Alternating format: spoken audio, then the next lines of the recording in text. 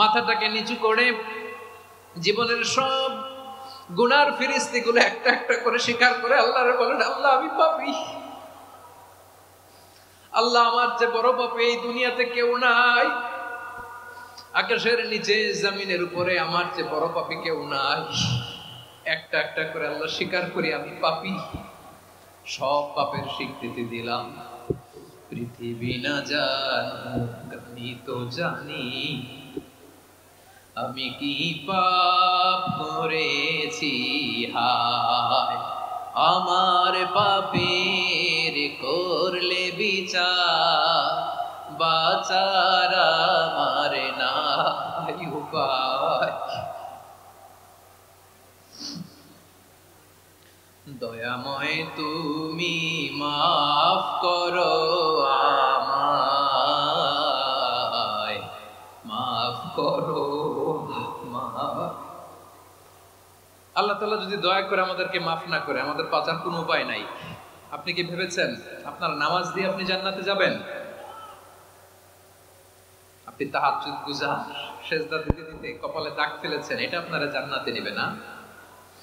আপনি এলাকার সবচেয়ে বড় হাতেম তাই দানশীল, এই দানের ভরসায় বসে আছেন, কশিন কালো না। আমাদের নামাজ, আমাদের রোজা, আমাদের ইবাদত, এগুলোকে মিজানের পাল্লায় উঠালে কোনো ওজনই হবে না। বরিশাল বিভাগের প্রতি আগে থেকেই আমার আলাদা একটা টান, দুটো কারণে।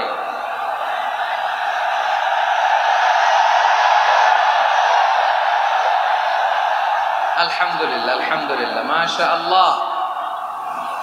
এই গণজোয়ারকে আল্লাহ তাআলা ইসলামের পক্ষে কবুল করে নিন। এই প্রাণ ঢালা উচ্ছ্বাস, ভালোবাসা, এটা কোরআনের জন্য, ইসলামের জন্য, ঠিক কিনা বলেন? কোন অপশক্তি এই গণজোয়ারকে ঠেকাতে পারবে না, কারণ যে ভালোবাসা আল্লাহর জন্য হয় সেটাকে ঠেকানো যায় না, ঠিক কিনা বলেন? আমার প্রাণ প্রিয় পটুয়াখালীবাসী ভাইরা, বিশেষ দুটি কারণে বরিশাল বিভাগের প্রতি আমার আলাদা একটা ভালো লাগা। এর কারণ এই অঞ্চলে আলেম ওলামা বেশি, ঠিক কিনা বলেন? আজকের এই প্রোগ্রামে অনেক কওমি মাদ্রাসার মুহতামিম সাহেবরা এসেছেন, আমি শুনেছি। আলিয়া মাদ্রাসার প্রিন্সিপাল হুজুররা এসেছেন, খতিব সাহেবরা এসেছেন, ইমাম সাহেবরা এসেছেন, মুয়াজ্জিন সাহেবরা এসেছেন। এই বিভাগে আলেম ওলামা বেশি। তার প্রমাণ এখানে এই বরিশালের ভেতরে আছে সারসিনা দরবার, ঠিক কিনা বলেন? অনেক হাক্কানি একটা দরবার। সারসিনার মরহুম পীর সাহেব হুজুরের খেদমত করেছি আমি অনেকবার, সুযোগ হয়েছিল আমার ছাত্র জামানায়। তো ওনাদের মাদ্রাসা কেন্দ্রিক অনেক খেদমত, আলহামদুলিল্লাহ।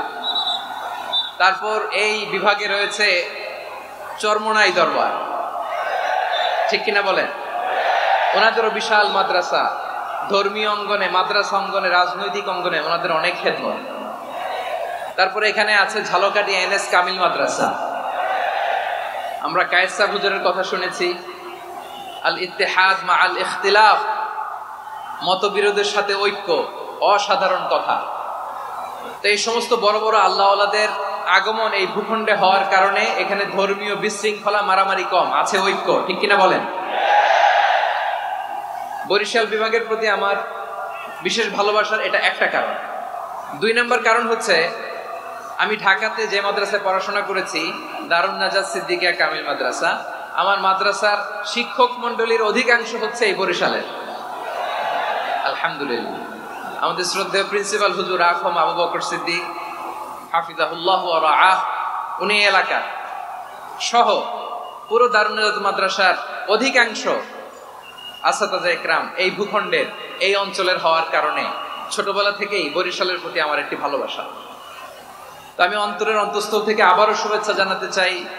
আমি আমাদের অনেক ভাইদেরকে দেখতে পাচ্ছি, আপনারা বসার জায়গা পাননি, দাঁড়িয়ে আছেন এবং খুবই নিশ্চুপ, শান্ত, সুশৃঙ্খল। The people of Barishal, they are very smart, আলহামদুলিল্লাহ, মাশাআল্লাহ। এবং শ্রোতা যাদেরকে দেখতে পাচ্ছি, বেশিরভাগের বয়স 15 থেকে 25। জেনজি, যেখানেই যাই জেনজি আমারে ছাড়ে না, মাশাআল্লাহ। এরাই আগামীর বাংলাদেশ, এরাই বাংলাদেশ। এদের হাতে নিরাপদ আমার লাল সবুজের পতাকা, এদের হাতে নিরাপদ আমার 56,000 বর্গ মাইলের প্রতিটি ইঞ্চি মাটি। এজন্য তোমাদেরকে সাবধান থাকতে হবে, সজাগ থাকতে হবে দেশের জন্য, এদেশের সার্বভৌমত্বের জন্য। ঠিক কিনা বলেন? আমার প্রিয় ভাইরা, আপনারা এখন যেমনি নিশ্চুপ, নীরব, very quiet and calm, discipline, I like it, I love it, শেষ পর্যন্ত আপনারা এরকম নিশ্চুপ, নীরব, নিস্তব্ধ, নিঝুম থাকবেন তো আপনারা? মাশাআল্লাহ। আমি খুব লম্বা চূড়া সময় নেব না, অনেক আলোচনা হয়েছে, আমি পাশেই ছিলাম, আমি দুপুরেই চলে এসেছি, আমি শুনছিলাম আলোচনাগুলো, অসাধারণ আলোচনা হয়েছে। আসলে আলোচনা হওয়া দরকার অল্প, ইবাদত আর আমল হওয়া দরকার বেশি। ঠিক কিনা? কিয়ামতের একটা আলামত হচ্ছে খুতুবুকুম তাবিলা ওয়া সালাওয়াতুকুম কাসীরা। কিয়ামতের আগে আমাদের বক্তব্য হয়ে যাবে লম্বা। Your speech will be longer and your salah will be very shorter. বক্তব্য হবে লম্বা, সালাত হবে খাটো। এই নমুনা বর্তমানে আছে না নাই? ঘন্টার পর ঘন্টা, তাও তৃপ্তি মিটে না। অনেক জায়গায় রাত পর্যন্ত, মিডনাইট পর্যন্ত, মধ্যরাত পর্যন্ত আলোচনা হয়। এটা ঠিক নয়। বক্তব্য হবে একেবারে gist, cream of the creams, একেবারে ক্রিম কথাটা আলোচক উপস্থাপন করবেন। হেদায়েত দেওয়ার মালিক কে? ইন্নাকা লা তাহদি মান আহবাবতা ওয়ালাকিন্নাল্লাহা ইয়াহদি মান ইয়াশা। নবী হে, আপনি চাইলেই কাউকে হেদায়েত দিতে পারবেন না। হেদায়েত দেওয়ার মালিক কে? প্রিয় ভাইরা, সম্মানিত ভাইরা, আসুন আমরা মূল আলোচনার দিকে চলে যাই। আজকে আমরা যে টপিকটা নিয়ে আলোচনা করব সেটা হচ্ছে, আমরা যে জীবনে বিপদে পড়ি, আমরা বিপদে পড়লে আমাদেরকে উদ্ধার করে কে? আল্লাহ ছাড়া আমাদের বাঁচানোর কেউ আছে? উদ্ধার করার কেউ আছে? রক্ষা করার কেউ আছে? এজন্য বিপদে পড়লে আমরা চাইবো কার কাছে? আমাদের যাই দরকার হোক আমরা ফরিয়াদ করব কার কাছে? নাকি মাজারে যেয়ে চাবেন? মাজারে যেয়ে চাবেন? অনেকে তো মাজারে যেয়ে কপাল ঘষে, আছে না নাই? মাজারে যেয়ে সন্তান চায়, আছে? এই এলাকার লোকদের আকীদা খালেস আমি জানি। মাজারে যেয়ে কপাল ঘষে আর সন্তান চায়। আচ্ছা, মাজারে গেলে সন্তান পাওয়া যায়? আচ্ছা, মাজারে না গেলে যদি বাচ্চা না হতো, গরু ছাগলের যে বাচ্চা হয় ওরা কোন মাজারে মানত করে বলেন? কথা কি বুঝতেছেন? এই যে প্রতি বছর গরু, ছাগল, ভেড়া এগুলো যে বাচ্চা দেয়, এরা কোন মাজারে যে মানত করে? এজন্য চাইতে হবে একজনের কাছে, তিনি কে? আমার প্রিয় পটুয়াখালীবাসী, মাজার জিয়ারত করা সুন্নাহ। আমরা মাজার জিয়ারত করব, আল্লাহ ওয়ালাদের কবরে যাব, আমরা সেখানে যে সালাম দিব, দোয়া করব, নিজের জন্য করব, কবরে শুয়ে থাকা মাইয়েতের জন্য করব, পুরো মুসলিম উম্মার জন্য করব। কিন্তু কবরে যিনি শুয়ে আছে ওই বাবার কাছে সন্তান চাওয়া যাবে? চাকরি চাওয়া যাবে? সফলতা চাওয়া যাবে? সফলতা দেয় কে? সবাই বলেন নাই, আওয়াজ করে বলেন, সফলতা দেওয়ার মালিক কে? এক কথাই রব্বুল আলামিন বলেন, ওয়া ইয়ামসাসকাল্লাহু বিদুররিন ফালা কাশিফা লাহু ইল্লা হু ওয়া ইউরিদকা বিখাইরিন ফালা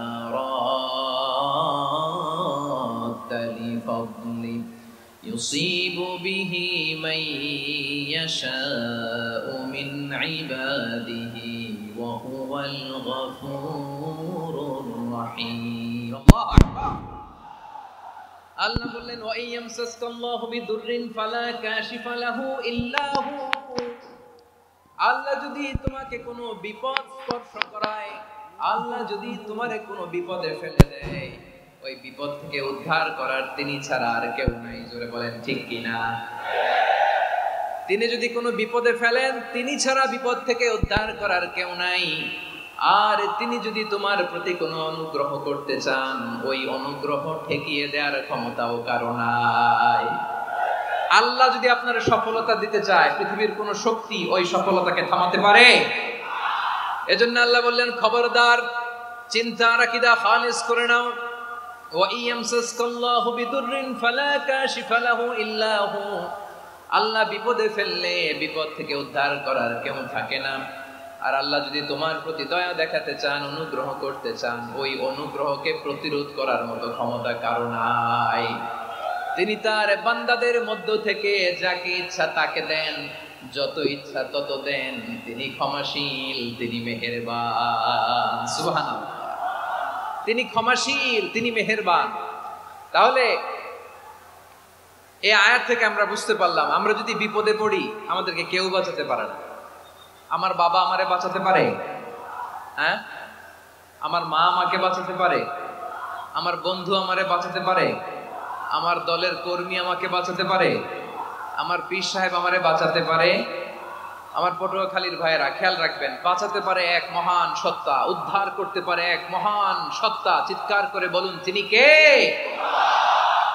আবার আল্লাহ বললেন, আম্মাই ইউজিবুল মুত্তাররা ইযা দাআহু ওয়া ইয়াকশিফুস সুআ ওয়া ইয়াজআলুকুম খুলাফাআল আরদ আইলাহুম মা'আল্লাহ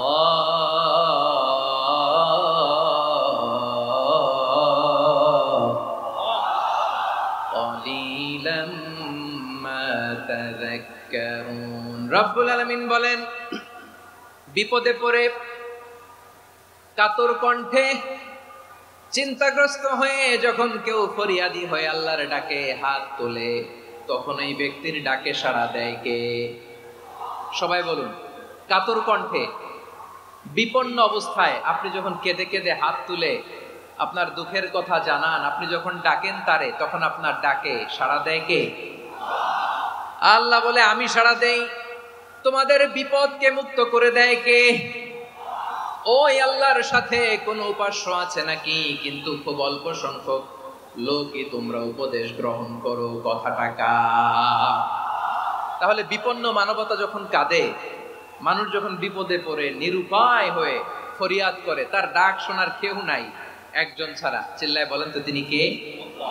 এজন্য আমরা ফরিয়াদের হাত কার দিকে তুলব?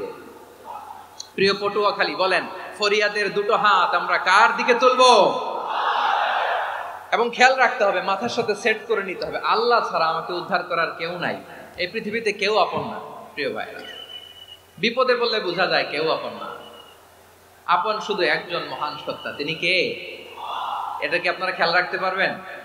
হ্যাঁ, বিপদে আপদে কেউ আমাদের বাঁচাতে পারে না, তরাতে পারে না, মুক্তি দিতে পারে না, উদ্ধার করতে পারে না, একমাত্র আমার প্রভু ছাড়া, আল্লাহ ছাড়া। চিল্লায় বলেন ঠিক কিনা? এবং প্রিয় পটুয়াখালীর ভাইয়েরা, মাথার সাথে এটা সেট করে নিতে হবে যে আমাদের পুরো জীবনটাই পরীক্ষা। পুরো জীবনটাই কি? The life is a test. পুরো জীবনটাই পরীক্ষা। এই জীবনে বিপদ আসবে, আপদ আসবে, পরীক্ষা আসবে, সবার জীবনে এটা থাকে। এক একজনের পরীক্ষা এক এক রকম। আমার পরীক্ষা একরকম, মাসুদ ভাইয়ের পরীক্ষা একরকম, চৌধুরী সাহেবের পরীক্ষা একরকম, আপনার পরীক্ষা একরকম, ওনার পরীক্ষা আবার আরেক রকম। পুরো পৃথিবীটাই পরীক্ষা ক্ষেত্র, সবাই পরীক্ষা দিচ্ছি, কিন্তু কারো পরীক্ষা প্রশ্নের সাথে কারোটার মিল নাই। সুবহানাল্লাহ পড়বেন না? পুরোটাই পরীক্ষা ক্ষেত্র, সবাই পরীক্ষার্থী, কিন্তু প্রশ্নপত্র একটার সাথে আরেকটা মিলে না। One doesn't match the other. একজনেরটার সাথে আরেকজনেরটা মিলে না। কাউকে আল্লাহ তাআলা ধনী বানিয়ে পরীক্ষা করেন। কি বানিয়ে? কথা কি বুঝতেছেন নাকি কষ্ট হচ্ছে? কষ্ট হচ্ছে আপনাদের? কাউকে আল্লাহ ধনী বানিয়ে পরীক্ষা করেন, আবার কাউকে আল্লাহ তাআলা গরিব বানিয়ে পরীক্ষা করেন, কাউকে আল্লাহ অসুস্থ বানিয়ে পরীক্ষা করেন। কেউ দেখবেন যে দুরারোগ্য ব্যাধিতে আক্রান্ত, ডাক্তার বলেছে আর সময় নাই, দুরারোগ্য ব্যাধি, ক্যান্সার, যার নেই কোনো অ্যান্সার, তার জন্য পরীক্ষা হচ্ছে এই রোগ। আরেক লোক দেখবেন তার আবার রোগ বালাই নাই, মাশাআল্লাহ, তাকে আল্লাহ তাআলা আর্থিক দৈন্যতা, দারিদ্রতা দিয়ে পরীক্ষা করছেন। এরকম আছে না নাই? টাকা পয়সা নাই, দিন আনে দিন খায়, যা আছে তাতে চলে না, এটা তার জন্য পরীক্ষা। আবার আরেক শ্রেণীর লোক দেখবেন তাকে আল্লাহ অসুস্থতাও দেয় নাই, দারিদ্রতাও দেয় নাই, তার দাম্পত্য জীবনের সমস্যা আছে না নাই? স্ত্রী কথা শোনে না, অথবা ছেলে মেয়ে কথা শোনে না। তাহলে পরীক্ষা সবার জীবনে আছে, এক একজনের পরীক্ষাটা এক এক রকম। আল্লাহ তাআলা দেখতে চায় যে এই পরীক্ষার সময় আমরা কিরকম রেসপন্স করি। How to deal with the test, কিভাবে এই বিপদ আপদ পরীক্ষাগুলোকে আমরা হ্যান্ডেল করব, ডিল করব, এটা হচ্ছে আজকের আলোচনার বিষয়। বুঝতে পেরেছেন সবাই আমার প্রিয় ভাইয়েরা? তাহলে পরীক্ষাময় আমাদের জীবন, বিপদ, আপদ, পরীক্ষা এটা মানুষের পিছু ছাড়ে না। সবার জীবনে পরীক্ষা আছে, নবীদের জীবনেও পরীক্ষা ছিল।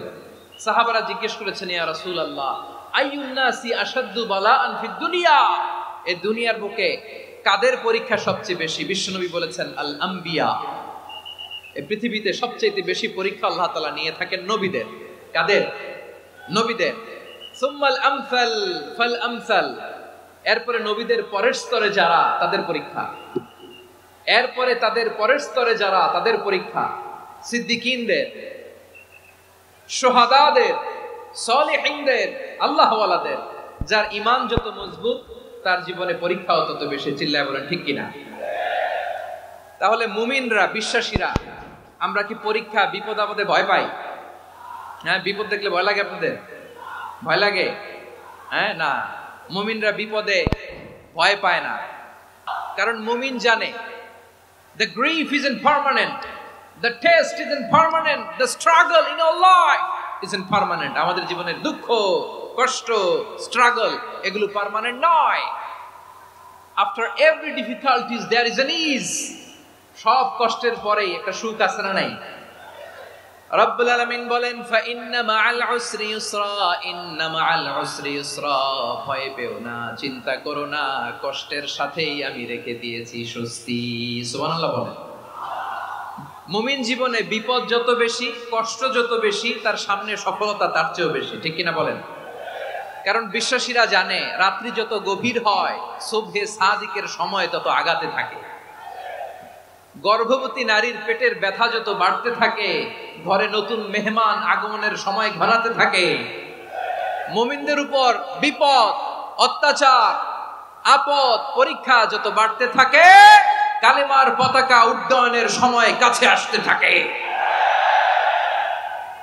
বিশ্বাসীদের এগুলো হিসাব মিলানো অনেক আগে, এগুলো অনেক আগে হিসাব মিলানো। দুঃখের আধার শেষে সুখের আলো মিটি মিটি হাসে। চিল্লায় বলেন ঠিক কিনা? দুঃখের আধার শেষে আলোর প্রভাত হাসে, হতাশার কালো মেঘে যায় গো ভেসে, হতাশার কালো মেঘে যায় গো ভেসে। দুঃখের আধার শেষে আলোর প্রভাত হাসে, হতাশার কালো মেঘে যাই গো ভেসে, হতাশার কালো মেঘে যাই গো ভেসে। কোরআনের পাতায় পাতায় দেখো, ঈমানের পথ ঢাকা ব্যথার কাটায়।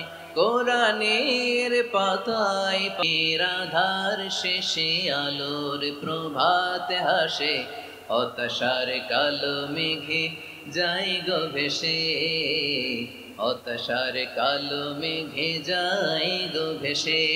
ঠিক কিনা বলেন? দুঃখ যত বেশি, পরীক্ষা যত বেশি, কষ্ট যত বেশি, সুখের সময় তত কাছাকাছি। চিল্লায় বলতে হবে ঠিক কিনা? এজন্য মুমিন জীবনে পরীক্ষা বেশি, মুমিনদের হতাশা নাই। মুমিনরা নিরাশ হয় না, হতাশ হয় কাফিররা।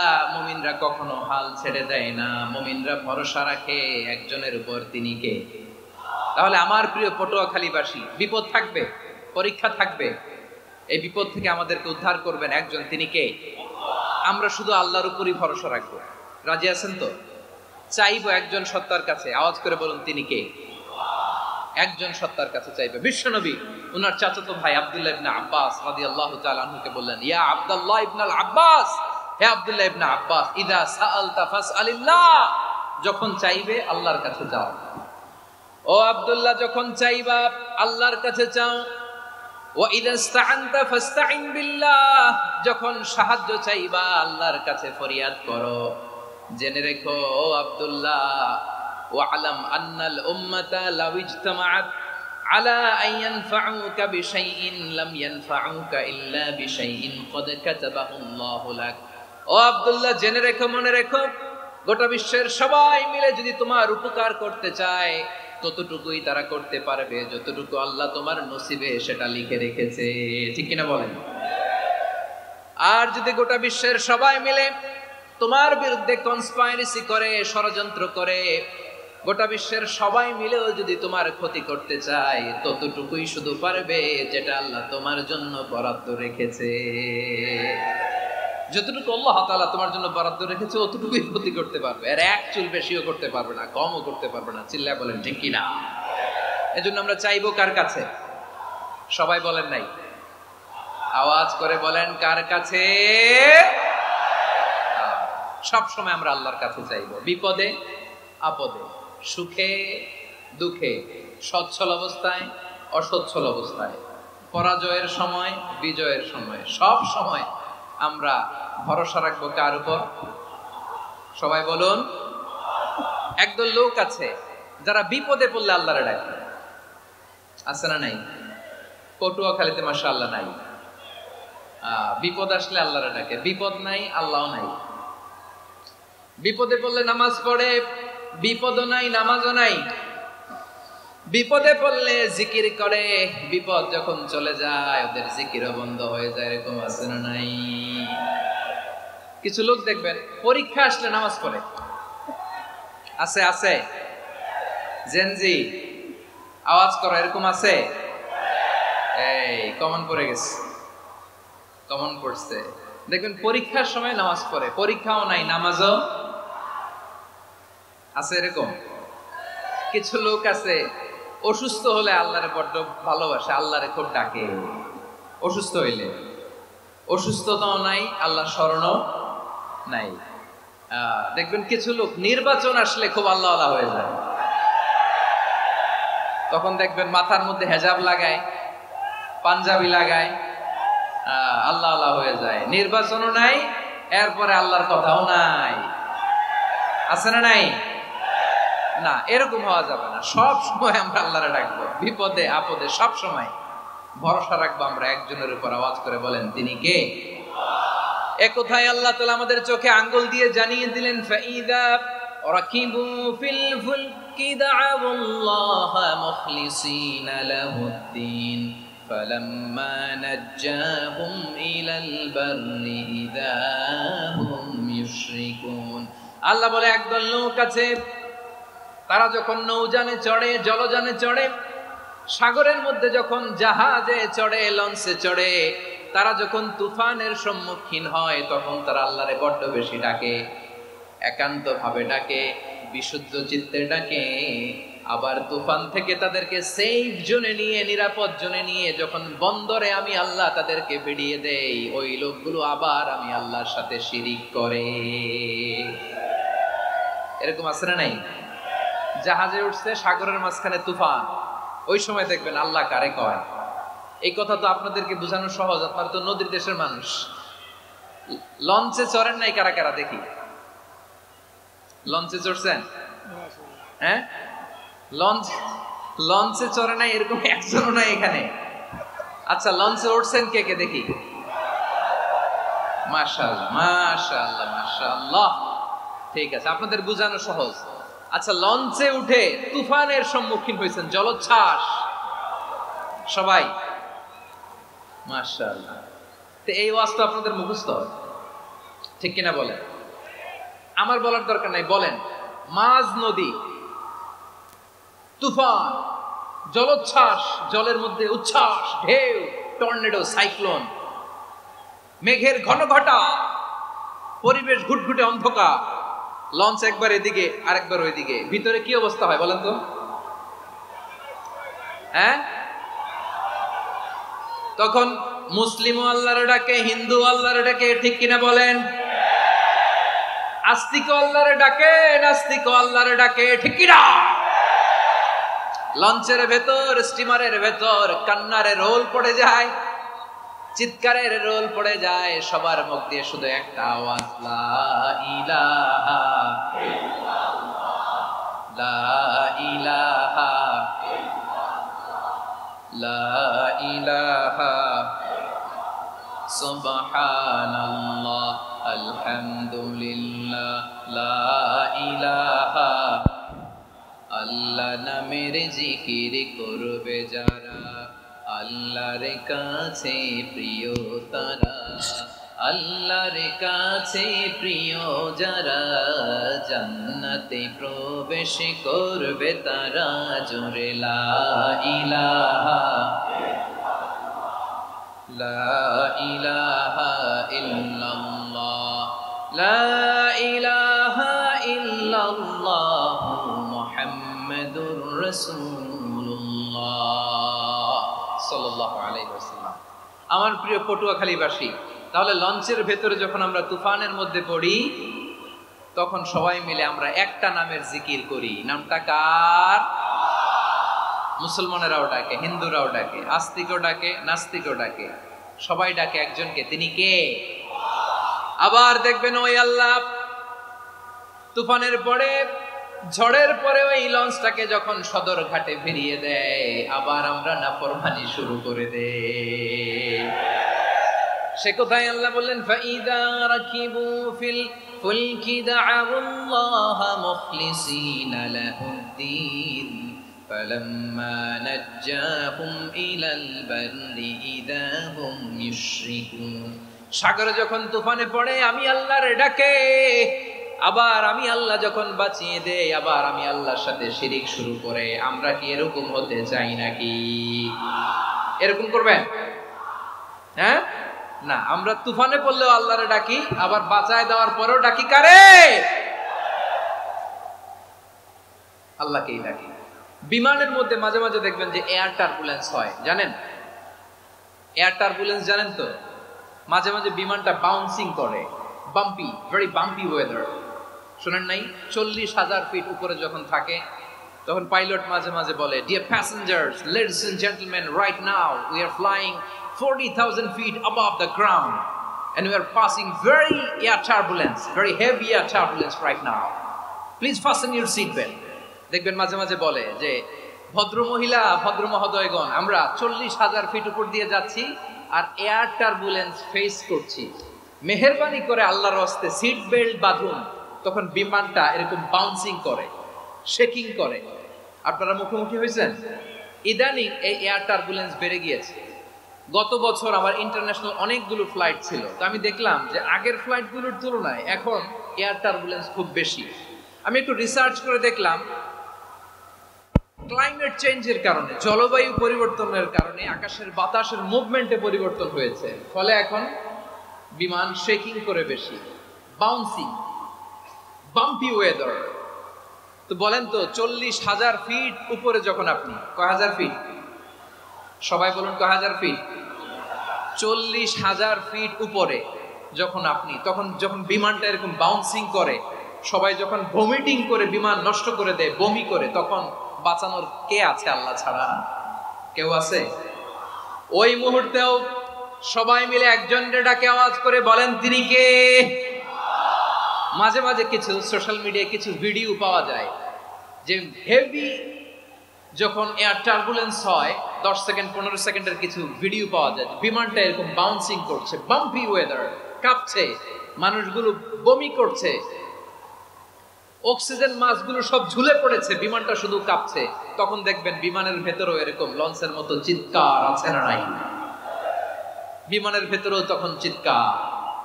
গত বছর হিথ্রো এয়ারপোর্ট থেকে সিঙ্গাপুর এয়ারলাইন্সের একটা ফ্লাইট, হিথ্রো টু চাঙ্গি, একটা ফ্লাইটে এমন বেশি এয়ার টার্বুলেন্সের শিকার হয়েছিল ওই এয়ারক্রাফটটা, 33 জন যাত্রী সেখানে আহত হয়েছে, একজন যাত্রী নিহত হয়েছে। কেবিন ক্রুজ, এয়ার হোস্টেস যারা আছে, একজনের নাক ফেটে, চোখ ফেটে, কপাল ফেটে, ব্লিডিং হয়ে শয়লা। প্রিয় ভাইয়েরা, 40,000 ফিট উপরে বিমানটা যখন কাঁপবে, তখন আমাদেরকে আল্লাহ ছাড়া আর কেউ বাঁচানোর আছে? এত আসতে বললে হবে? ওই কঠিন মুহূর্তে আমার বাবা আমারে বাঁচাতে পারে, আমার বন্ধু আমারে বাঁচাতে পারে। এই গ্রাউন্ডে, জমিনের বুকে আমার প্রোটোকল, আমার ক্ষমতা, আমার দাম্ভিকতা, কোনো কিছু আমারে বাঁচাতে পারে একজন ছাড়া। চিল্লায় বলতে হবে তিনি কে? সে আল্লাহ বললেন, গোলাম আমি বিপদের সময় ঠিকই তোমাদের বাঁচিয়ে দেই। ওই বিমানের ভেতরে 40,000 ফিট উপরে যখন তোমরা এয়ার টার্বুলেন্সের শিকার হও, তখন নাস্তিকও আল্লাহরে ডাকে, হিন্দু আল্লাহরে ডাকে। জোরে বলেন ঠিক কিনা? আবার বিমানটা যখন শান্ত হয়ে যায় একটু পরেই বিমানের স্ক্রিনের মধ্যে হিন্দি সিনেমা খোঁজে। বিমানের স্ক্রিনে কিন্তু বিশাল ওখানে আফলাম ফিল্মের একেবারে বোঝাই করা। বিমানটা শান্ত হলে আবার হিন্দি সিনেমা দেখা শুরু করে। একটু আগে ডাকছিল কারে কারে দেখবেন বাংলাদেশে আমাদের ক্রিকেটাররা যখন অন্য কোনো দেশের সাথে খেলে অনেক সময় এমন হয় বল বাকি একটা, রান দরকার 6টা। বল বাকি কয়টা? পটুয়াখালী বোঝে নাই বোধহয়। বল বাকি কয়টা? রান দরকার। আপনি দেখবেন ক্যামেরাম্যান তখন গ্যালারিতে খালি দেখায় দর্শকদের যে কি অস্থিরতা। হিপ হপ স্টাইলের মেয়েটা, যে মেয়েটার ওড়না এতক্ষণ ছিল গলায়, এতক্ষণ কই ছিল, ওই মেয়েটা দেখবেন ওড়নাটা টেনে মাথায় দিয়ে এরকম মুনাজাত ধরতেছে, আল্লাহ আল্লাহ একটা সক্কা, আল্লাহ আল্লাহ আমার লাল সবুজের পতাকারে তুমি অপমানিত কইরো না আল্লাহ, ইন্ডিয়ার সাথে আমাদের খেলা আল্লাহ আল্লাহ একটা সক্কা, একটা একটা। পুরো পুরো খেলা জুড়ে এই মেয়ের ওড়না ছিল গলায়, কিন্তু যখন 1 বলে 6 রান দরকার ওড়না চলে আসছে কোথায়? মাথায়। আবার মুনাজাত আছে না নাই? ঠিকই বাংলাদেশের দামাল ছেলে এমন এক শট মারলো, বল চলে গেল স্টেডিয়ামের বাইরে, ছক্কা, জিতে গেলাম আমরা। পুরো স্টেডিয়াম জুড়ে চিৎকার, হই হুল্লোড়, মौज মাস্তি। যেই মেয়েটা মাথার মধ্যে ওড়না দিয়ে এতক্ষণ সুবহানাল্লাহ সুবহানাল্লাহ বলে আল্লাহর কাছে দোয়া করেছে, ওই মেয়ে এখন আবার ওড়না ফেলে দিয়ে নাচা শুরু করে দিয়েছে। তাহলে আল্লাহর ভয়, আল্লাহর প্রতি আস্থা, বিশ্বাস, ভালোবাসা, এটা কি ক্ষণিকের জন্য? মানে আমার যখন লাগবে তখন আল্লাহরে ইউজ করবো নাকি?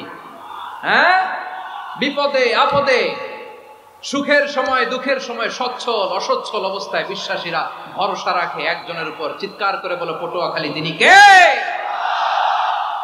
সে আল্লাহ বললেন, গোলাম মনে করো না জাহাজ থেকে সদরঘাটে ভিড়িয়ে দিলাম তুমি নিরাপদ হয়ে গেছো। মনে করো না 40,000 ফিট থেকে সেফ ল্যান্ডিং এর পরে এয়ারপোর্টে নেমে গেলেই তুমি নিরাপদ হয়ে গেছো। ও মিয়া, বিপদ কি শুধু সাগরে আর আকাশে? ঘরের বিপদও, ঘরের ভেতরও বিপদ আসতে পারে কি পারে না? এজন্য সূরা মুলকে আল্লাহ বললেন, আমিনতুম মান ফিস সামাই আন ইয়াখসিফা বিকুমুল আরদা ফাইযা হিয়া তামুর। তোমরা কি ভাবছো তোমরা নিরাপদ? সাগরের মধ্যে তুফান, আল্লাহ আল্লাহ ডাকলাম, সদরঘাটে যে পড়ছে, বেঁচে গেছেন তো আপনি। আর পাবে আপনারে আল্লাহ? আল্লাহরে তো সাগরের মাঝখানে তো আল্লাহ আপনারে পাইছিল, আর তো পাবে না। আর পাবে আপনারে? আর আল্লাহ ধরতে পারবে আপনারে? ঘরের ভেতরও বিপদ দিয়ে আটকাতে পারে কে? 5 স্টার 7 স্টার হোটেলের ভেতরেও আমাকে বিপদের মধ্যে ফেলে দিতে পারেন কে? আল্লাহ বললেন, তোমরা কি ভেবেছো তোমরা নিরাপদ? আমি চাইলে ল্যান্ডস্লাইডস, ভূমি ধস দিয়ে 1 লক্ষ 1 মুহূর্তে নিয়ে যেতে পারি। এক সুনামি দিয়ে থাপ্পড় মেরে 3 লক্ষ সাগরের ভেতরে ঢুকায় দিতে পারি। 1 সেকেন্ডও লাগে না আমার। أم أمنتم من في السماء أن يرسل عليكم حاصبا فستعلمون كيف نذير। আল্লাহ চাইলে আকাশ থেকে পাথর বৃষ্টি নাজিল করতে পারেন কি পারেন না? এই মুহূর্তে এখানে ভূমিকম্প দিতে পারেন কি পারেন না?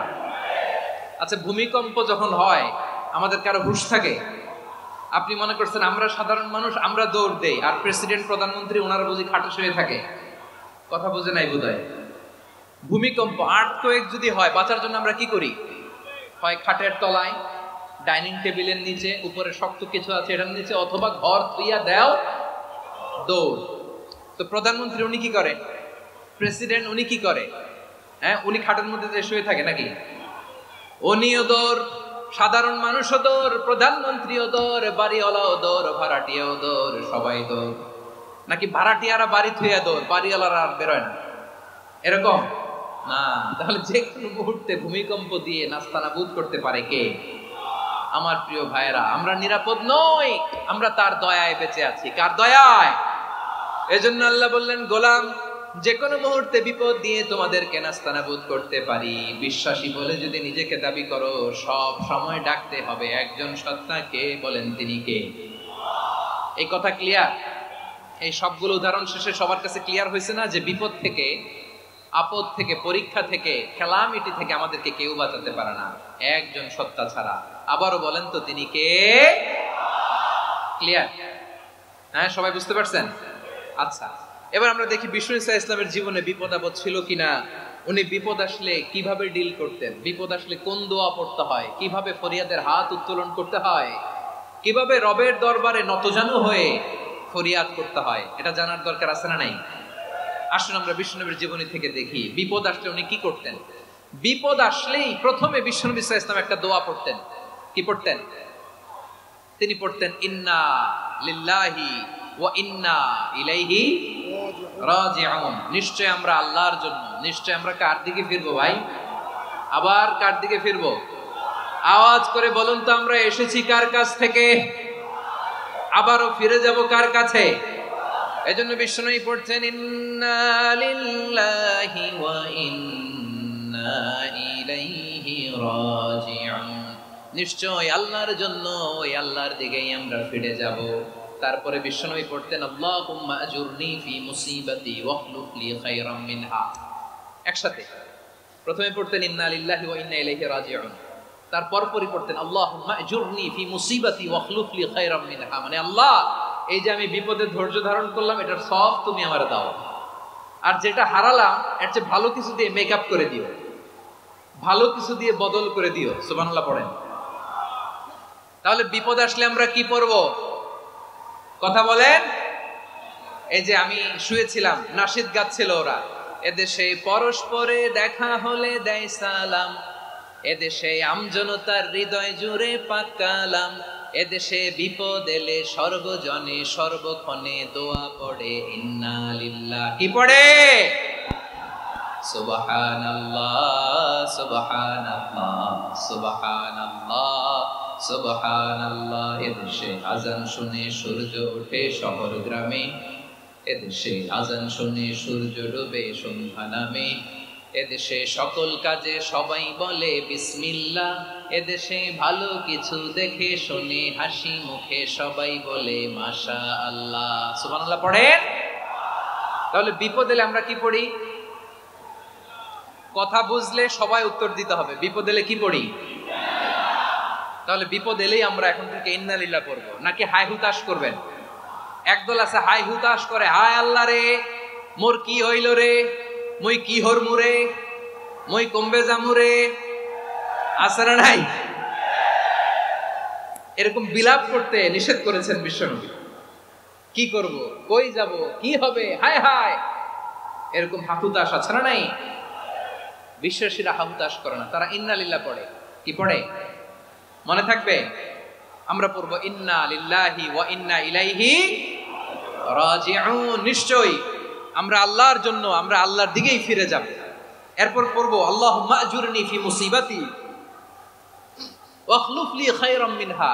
আল্লাহ, আমি যে বিপদে ধৈর্য ধারণ করলাম এটার সওয়াব দিও, আর যা হারালাম তার চেয়ে ভালো কিছু দিয়ে বদল করে দিও। সুবহানাল্লাহ পড়েন। বিশ্বনবীর হাদিস শুনলেন উম্মে সালামা রাদিয়াল্লাহু তাআলা আনহা। ওনার স্বামী হলো আবু সালামা। মজার ঘটনা খেয়াল করে শুনেন আমার প্রিয় কলিজার টুকরা ভাইয়েরা। কানগুলো খরগোশের কানের মতো খাড়া করে আমার দিকে তাকান। সাইয়্যিদাতুনা উম্মে সালামা রাদিয়াল্লাহু তাআলা আনহা, ওনার স্বামীর নাম আবু সালামা। শ্রেষ্ঠ দম্পতি, শ্রেষ্ঠ ফ্যামিলি। প্রথমে হিজরত করেছিলেন হাবাসায়, পরে হিজরত করেছেন মদিনায়। উহুদ যুদ্ধের পরে ওনার স্বামী আবু সালামা ইন্তেকাল করলেন, শহীদ হলেন। সুবহানাল্লাহ পড়েন। যখন আবু সালামা ইন্তেকাল করল, উম্মে সালামা রাদিয়াল্লাহু তাআলা আনহা কেঁদে কেঁদে হয়রান। আর নবীর শিখানো বাণী অনুযায়ী তিনি বারবার পড়ছিলেন ইন্না লিল্লাহ। কি পড়ছিলেন? মুই কই যামু, কি হরমু, এগুলো বলে নেই। কি বলছে? ইন্না লিল্লাহ। যেহেতু বিশ্বনবী বলেছেন কেউ যদি বিপদের প্রথম ধাক্কায় পড়ে ইন্না লিল্লাহি ওয়া ইন্না ইলাইহি রাজিউন, আল্লাহুম্মা আজুরনি ফি মুসিবাতি ওয়াখলুফ লি খায়রাম মিনহা, তাহলে এই বিপদে যে সে যা হারালো তার চেয়ে শ্রেষ্ঠ কিছু দিয়ে আল্লাহ তার বদল দিয়ে দিবে। এই হাদিস শুনে উম্মে সালামা রাদিয়াল্লাহু তাআলা আনহা ওনার প্রাণ প্রিয় স্বামী আবু সালামার ইন্তেকালের পরে চোখের পানি ছাড়ে আর পড়ে ইন্না লিল্লাহি ওয়া ইন্না ইলাইহি রাজিউন। আল্লাহুম্মা আজুরনি ফি মুসিবাতি ওয়াখলুফনি খায়রাম মিনহা। বারবার এই দোয়া পড়ে চোখের পানি ছাড়ে, এই দোয়া পড়ে চোখের পানি ছাড়ে, আর মনে মনে বলে আবু সালামার মতো ভালো মানুষ মদিনাতে নাই, আবু সালামার চেয়েও ভালো মানুষ মদিনাতে নাই, তার চেয়ে ভালো মানুষ কি করে আল্লাহ তাআলা আমারে দিবে, তার চেয়ে ভালো মানুষ তো আমি মদিনাতে দেখি না। চোখের পানি দিয়ে বুক ভাসায় আর নবীর হাদিসের উপর আমল করে পড়ে ইন্না লিল্লাহি ওয়া ইন্না ইলাইহি রাজিউন, ইন্না লিল্লাহি ওয়া ইন্না ইলাইহি রাজিউন। পড়তে পড়তে চোখের পানি ছাড়ে আর চিন্তা করে বিশ্বনবী বললেন এই দোয়া পড়লে যেটা হারালাম তার চেয়ে ভালো কিছু দিয়ে আল্লাহ পুরস্কার দেয়। আবু সালামের চেয়ে ভালো মানুষ মদিনার মধ্যে আর কে হতে পারে? কি আজীব তামাশা, কি অবাক করা ঘটনা। কিছুদিন পরে দেখা গেল সাইয়্যিদুল মুরসালিন রাহমাতাল লিল আলামিন স্বয়ং বিশ্ব নবী উম্মে সালামাকে বিয়ের প্রস্তাব পাঠিয়েছে। স্বয়ং বিশ্ব নবী উম্মে সালামা রাদিয়াল্লাহু তাআলা থেকে বিয়ের প্রস্তাব পাঠিয়েছেন। উনি রাজি হয়ে গেলেন, বিয়ে হয়ে গেল, উনি হয়ে গেলেন উম্মুল মুমিনিন, আমাদের মা, পুরো মুসলিম উম্মার মা। চিৎকার করে বলেন আল্লাহু আকবার। তাহলে আমার প্রাণ প্রিয় ভাইয়েরা, বিপদে পড়লে আমরা পড়বো ইন্না লিল্লাহি ওয়া ইন্না ইলাইহি রাজিউন, আল্লাহুম্মা আজুরনি ফি মুসিবাতি ওয়াখলুফনি খায়রাম মিনহা। পড়বেন? পড়বেন না? যারা যারা বিপদ আসলে এই দোয়াটা পড়বেন এখন থেকে আওয়াজ করে ইনশাআল্লাহ বলেন। যা হারাইছেন তার চেয়ে শ্রেষ্ঠ জিনিস দিয়ে বদলা দিবে কে? বিশ্বাস হয়? একটু সন্দেহ লাগে মনে হয়, একটু সন্দেহ আছে? যাদের বিশ্বাস হবে তাদেরকে আল্লাহ উত্তম বদলা দিবে, ঠিক কিনা বলেন? তাহলে বিপদে পড়লেই প্রথমে আমরা এটা পড়ব। দোয়াগুলো যদি এখন মুখস্থ না হয়, এই যে রেকর্ডিং হচ্ছে পেয়ে যাবেন, কালকেই পেয়ে যাবেন, শুনে শুনে মুখস্থ করবেন। আমার মায়েরা, আমার বোনেরা, আপনাদের জন্য 3টি মাঠের অ্যারেঞ্জমেন্ট করা হয়েছে আমি জানি। আপনারা এই দোয়াগুলো পড়বেন, আপনার স্বামীকে শেখাবেন, সন্তানকে শেখাবেন, আপনার পুরো পরিবারটাকে জান্নাতের টুকরো বানিয়ে দিবে কে? তাহলে বিপদ আসলে প্রথমে কি পড়তে হবে এটা জেনে গেলাম। এরপরে বিপদ আসলে নিজেকে কি করে আল্লাহর কাছে সঁপে দিতে হয় এটাও জানার দরকার আছে না নাই? বিপদে প্রথমে ইন্না লিল্লাহ পড়লাম, ধৈর্য ধারণ করলাম, বিপদ থেকে উদ্ধারের সর্বোচ্চ চেষ্টা করলাম। আমার কাজ যখন শেষ তখন আমি আমার এই বিষয়টা আল্লাহর কাছে সঁপে দিব। কার কাছে সুপর্দ করব? কার কাছে? বিপদে বললে কেমন করে নিজেকে আল্লাহর কাছে সঁপে দিতে হয় আসুন সাইয়েদনা ইব্রাহিম আলাইহিস সালামের জীবনী থেকে জানি।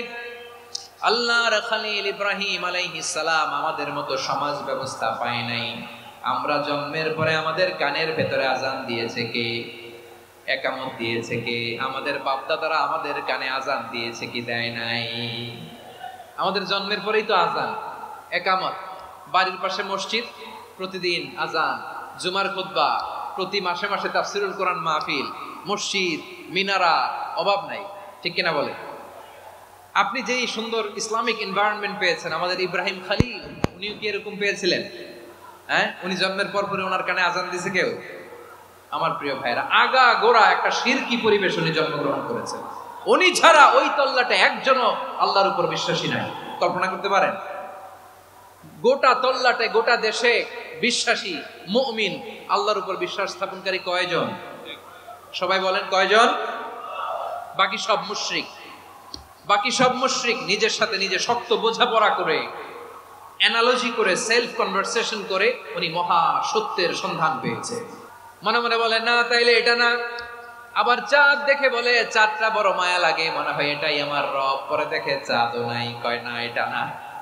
এরপরে দ্বীপ প্রহরের জলজলে সূর্যটা খাঁ খাঁ করে গোটা পৃথিবীটারে রৌদ্র দিয়ে তাতিয়ে রাখে। তিনি ভাবলেন মনে হয় এটাই আমার রব, কারণ এটাই তো সবচেয়ে বড়।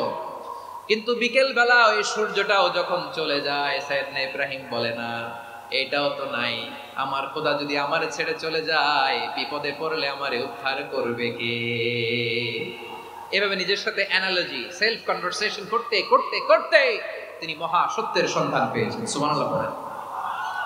সব শেষে তিনি ডিসিশন নিয়ে ঘোষণা দিলেন, ইন্নী ওয়াজ্জাহতু ওয়াজহিয়া লিল্লাযী ফাতারাস সামাওয়াতি ওয়াল আরদা হানিফান ওয়া মা আনা মিনাল মুশরিকিন। নিশ্চয় আমি এমন সত্তার দিকে মনোনিবেশ করলাম, মুখাপেক্ষী হলাম, যিনি আকাশ বানিয়েছেন, জমিন বানিয়েছেন, আমি মুশরিক নই। সুবহানাল্লাহ। পারতেন? আপনি পারতেন? কেউ নাই, লক্ষ লক্ষ মুশরিক, আপনি একা। ওনার মতো এরকম বিচক্ষণতা দিয়ে আল্লাহরে খুঁজে পাইতে পারতেন আপনি? কি নবী ছিল, আল্লাহকে খুঁজে পেয়েছে। যখন আল্লাহর ইবাদত শুরু করলো, এই কথা ছড়ায় পড়লো চারদিকে। নমরুদ সাইয়েদনা ইব্রাহিমকে ডেকে পাঠালেন। নমরুদ বলে, ইব্রাহিম, তুমি নাকি মূর্তির পূজা না করে কোন নতুন রবের ইবাদত করো, কে তোমার রব? সাইয়েদনা ইব্রাহিম বললেন, রব্বি আল্লাযী ইউহয়ী ওয়া ইউমীত, আমি এমন রবের ইবাদত করি যিনি জীবন দেন, যিনি মৃত্যু দেন। নমরুদ বলে, তাই নাকি? তোমার রব জীবন দেয়, মৃত্যু দেয়? আর এটা তো আমি দেই, আমিও তো জীবন দেই, আমিও তো মৃত্যু দেই। সাইয়েদনা ইব্রাহিম বললেন, কেমন করে তুমি জীবন দাও, মৃত্যু দাও, একটু দেখাও তো। নমরুদ জেলখানা থেকে দুজন কয়েদিকে ডেকে আনলো। কয়েদি এনে অর্ডার করলো, একটাকে এখনই শিরোচ্ছেদ, হেড অফ, ডেথ পেনাল্টি, মৃত্যুদণ্ড দেয়া হলো। ফিনকি দিয়ে রক্ত বেরোলো। নমরুদ বলে, দেখো, দুজনকে ধরে আনলাম, একজন কয়েদিকে দিলাম ডেথ পেনাল্টি, মৃত্যুদণ্ড, ওরে মৃত্যু দিলাম। আরেকজন যে দাঁড়িয়ে আছে, চাইলে ওরেও আমি মৃত্যুদণ্ড দিতে পারি, কিন্তু না, ওরে আমি দিব না, ওরে আমি বাঁচাইয়া দিলাম, ছেড়ে দিলাম, মানে জীবন দিলাম। দেখো ইব্রাহিম, তোমার চোখের সামনে একজনরে মৃত্যু দিলাম, আর একজনরে জীবন দিলাম। আপাত দৃষ্টিতে তাই তো, একজনরে তো জীবন দিল, আরেকজনরে মৃত্যু দিল। সাইয়েদনা ইব্রাহিম এবার বিপাকে পড়ে গেলেন। কিন্তু এক একজন নবীকে আল্লাহ এমন উইজডম, বিচক্ষণতা দিয়ে এই জমিনে পাঠিয়েছেন। মুহূর্তের মধ্যে আল্লাহর খলিল ইব্রাহিম বললেন, ফাইন্নাল্লাহা ইয়াতি বিশ-শামসি মিনাল মাশরিকি ফাতি বিহা মিনাল মাগরিব ফাবুহিতাল্লাযী কাফার। আল্লাহর খলিল ইব্রাহিম বললেন, নমরুদ, বুঝলাম তুমি জীবন দাও, মৃত্যু দাও, দেখলাম, কিন্তু আমার রব, আমার আল্লাহ প্রতিদিন সকালবেলা উষা লগ্নে ওই পূর্ব দিগন্ত থেকে সূর্যটাকে উদিত করেন, সাঁঝের বেলা, বিকেল বেলা, গধূলি লগ্নে, সন্ধ্যা বেলা ওই দ্বিপ্রহরের জল জলে সূর্যটাকে পশ্চিম দিগন্তে ডুবিয়ে দেন। মানে সকালবেলা পূর্ব দিক থেকে উদিত করা সূর্যটাকে পশ্চিম দিকে বিকেলে তিনি ডুবিয়ে দেন। তুমি যদি পারো ওই সূর্যটাকে পশ্চিম দিক থেকে উদিত করে পূর্ব দিকে ডুবিয়ে দাও। সুবহানাল্লাহ পড়বেন না? দেখেন, ইনস্ট্যান্ট ইন্টেলেক্ট, মুহূর্তে বিচক্ষণতা, উইজডম কাকে বলে? নমরুদ পারবে? নমরুদের বাপ পারবে? ওর দাদা, ওর 14 গোষ্ঠী, গোটা বিশ্বের সব ক্ষমতাধর রাষ্ট্রনায়করা একসাথে হলে পারবে? ফাবুহিতাল্লাযী কাফার পারে নাই, ব্যর্থ হয়েছে। এবার তেলে বেগুনে জ্বলে উঠেছে, রেগে মেগে আগুন বলে, ফালকুহু ফিল জাহিম। ওর সাথে তর্ক নাই, না পেরে এবার এটারে আগুনে ফেলা। বিশাল বিশাল গাছ কেটে লাকড়ি এনে আগুনের কুণ্ডলি বানানো হলো, দাও দাও দাও দাও করে আগুন জ্বলে। আল্লাহর খলিল ইব্রাহিমকে আগুনে নিক্ষেপ করা হবে। আল্লাহর খলিল সাইয়েদনা ইব্রাহিমের হাতের মধ্যে রশি দিয়ে টাইট করে বাঁধা হলো, পায়ের মধ্যেও টাইট করে রশি দিয়ে বাঁধা হলো। আল্লাহর খলিল ইব্রাহিমকে আগুনের কুণ্ডলির মধ্যে ফেলা হবে। ওমিয়া, আপনি যে বিপদের কারণে ভয় পান, হতাশ হন, এটা কোনো বিপদ ওনার বিপদের সামনে?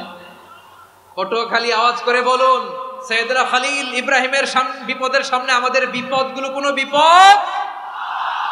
এটা কোনো বিপদই না, এটা কোনো বিপদই না। হাত পা বেঁধে টাইট করে নিক্ষেপ করা হবে, সিম্পলি ফেলা যাবে না, কারণ দাও দাও করে দ্য ব্লেজিং ফায়ার, এমন আগুনের কুণ্ডলি, কাছে যাওয়া যায় না, আগুনের উত্তাপে নিক্ষেপ করা হবে। হাতে রশি বেঁধে, পায়ে রশি বেঁধে আল্লাহর খলিল ইব্রাহিম আলাইহিস সালামকে আগুনের মধ্যে নিক্ষেপ করা হবে। আহা, এটার বলে অগ্নি পরীক্ষা। উনি অগ্নি পরীক্ষার সম্মুখীন হয়েছিলেন। এজন্য কঠিন পরীক্ষাকে আমরা অগ্নি পরীক্ষার সাথে তুলনা করি, ঠিক কিনা? সাইয়েদনা জিবরাইল এসে বললেন, ও আল্লাহর খলিল, ওরা তো আপনার হাতও বেঁধে ফেললো, পাও বেঁধে ফেললো, নড়াচড়ার সুযোগ নাই, বলেন আমি জিবরিল ফেরেশতা আপনার জন্য কি করতে পারি? আল্লাহর খলিল ইব্রাহিম বলেন, ও জিবরাইল, তোমার কাছে আমার কোনো চাওয়া পাওয়া নাই। সুবহানাল্লাহ বলেন। তোমার কাছে বলার কিছু নাই, তোমার সাহায্যের আমার দরকার নাই। সাইয়েদনা ইব্রাহিম আলাইহিস সালামকে হাতে পায়ে রশি বেঁধে, হাত পা বাঁধা অবস্থায় জ্বলন্ত অগ্নিকুণ্ডে যখন নমরুদের দলবল নিক্ষেপ করবে, আল্লাহর খলিল কিভাবে নিজেকে আল্লাহর কাছে সঁপে দিয়েছেন পটুয়াখালীর ভাইরা খেয়াল করে শুনুন। হাত পা বেঁধে আল্লাহর খলিলকে যখন নিক্ষেপ করা হবে, তিনি মুখ ফুটে বলে ফেললেন, হাসবুনাল্লাহু ওয়া নি'মাল ওয়াকিল। হাসবুনাল্লাহু ওয়া নি'মাল ওয়াকিল, আমার জন্য আল্লাহই যথেষ্ট, আমার জন্য আল্লাহই যথেষ্ট। তিনি আমার সবচেয়ে বড় গার্ডিয়ান, তিনি আমার সবচেয়ে বড় অভিভাবক। জিব্রাইলের সাহায্যে রফারকে ফিরিয়ে দিলেন। দুনিয়ার বুকে কারো কাছে কিছু বলেন নাই, মুখ ফুটে বলেছেন হাসবুনাল্লাহ। ও আমার পটুয়াখালীর প্রাণের ভাইয়েরা, খেয়াল রাখবেন, কোন বান্দা তার হাতে থাকা সব চেষ্টাটুকুন করার পরে মুখ ফসকে মুখ দিয়ে যখন বলে ফেলে হাসবুনাল্লাহ, বান্দা যখন হাসবুনাল্লাহ বলে ফেলে, ওই ব্যাপারটা ডিল করার দায়িত্ব স্বয়ং আল্লাহ আরশের উপর থেকে নিয়ে নেয়। আপনি যখন বলে ফেলবেন হাসবুনাল্লাহ, এটা ডিলিং করবে কে তখন? চিল্লায় বলেন না, তিনি কে? বান্দা তার সাধ্যের সবটুকু চেষ্টার পরে নতজানু হয়ে যখন বলবে হাসবুনাল্লাহ, আল্লাহ তুমি আমার জন্য যথেষ্ট, নি'মাল ওয়াকিল, তুমি আমার শ্রেষ্ঠ অভিভাবক, তখন তার কি দরকার না দরকার এটা ডিল করে স্বয়ং আল্লাহ। নিক্ষেপ করা হলো সাইয়েদনা ইব্রাহিমকে অগ্নিকুণ্ডলিতে। হাজার হাজার মানুষের দৃশ্য দেখার জন্য জড়ো হয়েছে এরকম বিশাল ময়দানে। কিন্তু কি অবাক করা ঘটনা, সবাই ভয় পাচ্ছিল, না জানে কি হয়ে যায়। আল্লাহর খলিলকে যখন আগুনের কুণ্ডলিতে নিক্ষেপ করা হয়, আল্লাহর খলিল ইব্রাহিম আগুনের কুণ্ডলীর মধ্যে বসে বসে মানুষগুলোর দিকে তাকিয়ে হাসতে শুরু করে দেয়। কারণ আকাশ থেকে রব্বুল আলামিন স্পেশাল ভার্ডিক্ট নাজিল করেছেন, স্পেশাল হুকুম জারি করেছেন, কুলনা ইয়া নারু কুনি বারদান ওয়া সালামান আলা ইব্রাহিম। ও আগুন, খবরদার, সৃষ্টির শুরু থেকে তোকে একটা ধর্ম আমি বাতলে দিয়েছিলাম। তোর ধর্ম, আগুনের ধর্ম হলো যা পাবে জ্বালিয়ে সারখার করবে। আল্লাহ বলল, আগুন, তোর ধর্ম দিয়েছিলাম, তুই সব জ্বালিয়ে পুড়িয়ে সারখার করে দিবি, কিন্তু ক্ষণিকের জন্য আমি তোর জ্বালিয়ে দেওয়ার ক্ষমতাটাকে কেড়ে নিলাম, জ্বালিয়ে ভস্ম করে দেওয়ার ক্ষমতা আমি কেড়ে নিলাম। কুনি বারদান, ঠান্ডা হয়ে যা, কিন্তু এত বেশি ঠান্ডা হবি না আবার আমার ইব্রাহিমের জন্য সর্দি লেগে না আসবে। সুবহানাল্লাহ, এত আস্তে বললে হবে? কুনি বারদান, বারদ মানে বরফ, ঠান্ডা, ঠান্ডা হ, কিন্তু এত ঠান্ডা হবি না যাতে আমার ইব্রাহিমের কষ্ট হয়। আগুন বলে, আল্লাহ একবার বললাম ঠান্ডা হ, আবার বলো এত ঠান্ডা হবি না যাতে খলিলের সর্দি না লাগে। কেমন ঠান্ডা হব, কেমন এনভায়রনমেন্ট তৈরি করে দেব বলো? আল্লাহ বললেন, সালামান আলা ইব্রাহিম, আমার খলিল, আমার কলিজা, আমার ইব্রাহিমের জন্য তুই জান্নাতের গুল বাগিচা হয়ে যা। ও ভাই, নবী মুসার মতো ঈমান হলে রাস্তা হবে সাগর জলে, নবী ইউসুফের মতো ঈমান হলে একে একে দরজা খুলে, নবী ইব্রাহিমের মতো ঈমান যদি আজও থাকে বিদ্যমান, অগ্নিকুণ্ডে দেখতে পাবে খুবসুরতে ফুল ভাগা। কুলনা ইয়া নারু কুনি বারদান ওয়া সালামান আলা ইব্রাহিম। বান্দা যখন মুখ দিয়ে বলে হাসবুনাল্লাহ, আমার আল্লাহ আমার জন্য যথেষ্ট, এই বলে যখন নিজেকে সঁপে দেয়, তার কি লাগবে ওই দায়িত্ব স্বয়ং নিয়ে নেয় কে? সবাই বলেন, স্বয়ং নিয়ে নেয় কে? তাহলে আমার প্রিয় ভাইরা, বিপদের শুরুতেই আমরা বলবো ইন্না লিল্লাহ। শুরুতে কি বলবো?